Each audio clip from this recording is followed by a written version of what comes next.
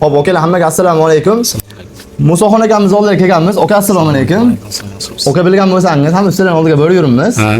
Hop, sizga chiroyli savollarimiz bor. Bitta savollarga javob berib o'tasiz. Bo'ldi. Hop, oka birinchi o'rinda bu hunarga kirib kelishingizga kim sababchi bo'lgan? Onamlar sababchi bo'lganlar, chunki bizda yoshligimizdan dadamlarning 3 yoshligimizda o'tib ketganlar. Hamma oilani nimasini onamlar boshqarganlar, onamlar sababchi bo'lganlar narsaga. Hop, oka ikkinchi savolimiz, bu hunarda eng sizni tip kelib chiqqan haligi Instagramdagi videolaringizdan qaysi biri sizni tanitib o'rgani? Instagramda tanitib o'rgani Kartal detailing 12 yil Otabeka bilan tortishilgan ashi tiplar. Hop, oka, hayotingizda eng to'g'ri qilgan ishingiz? Hayotimda eng to'g'ri qilgan ishim shu hunarni tanlagan. Farzandlar nechta? 2 ta farzand bor. O'g'il, qiz. Ikkitasi ham o'g'il. Ikkitasi ham o'g'il. Ikkitasi ham sizni hunaringizni tanlasa, yo'l qo'yasizmi yo boshqa hunarga bermoqchimisiz? Yo'q, yo'l qo'yaman, lekin bitta narsa bor. Otadan farzandga o'tgan narsani ustozoda deyiladi. O'sha ustozodani agar ustidan ham, masalan, otasidan ham o'sha ishni zo'r olib ketadigan bo'lsa, bu narsaga rozi bo'laman.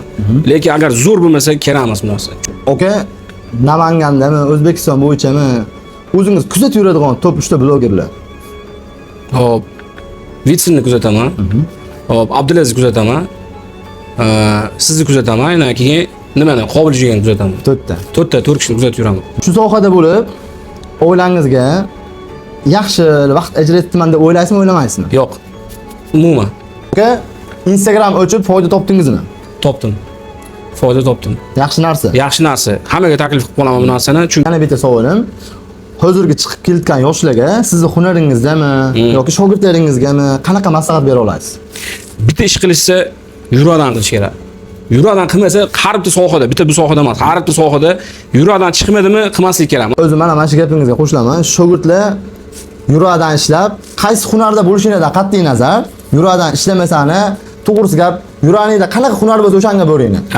Ha, majburlar masala dedinglarmi, onanglarmi, kim bo'lishidan qat'iy nazar bir kishi olib kelib beradi bu hunarga.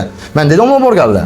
O'sha holatda olib borsa ham, dedi, aytinglar o'sha mahalda. Dedi, men bu hunarga qiziqmayman, men mana hunarga qiziqaman deyni. Kerak bo'lsa, chevar bo'lsa ham chevarchilikni hozir tipta qilib ko'tarib yurganlar bor-da. Masalan, Namangan chevarlar birinchi o'rinda deb o'ylaydi. To'g'ri, respublikada bitta. Ustalari ham, boshqalari ham. Okalar, xudo xolasa, bundan keyingi ustalar kim bo'lsa, atmetga qilib qoldiring, podeshka qilib tushlarni bo'ldi. Xudo xolasa, cho'tki videolarni qo'yib boramiz, oka. Inshaalloh. Sizga kattakon rahmat, oka. Hop, sog' bo'lasiz.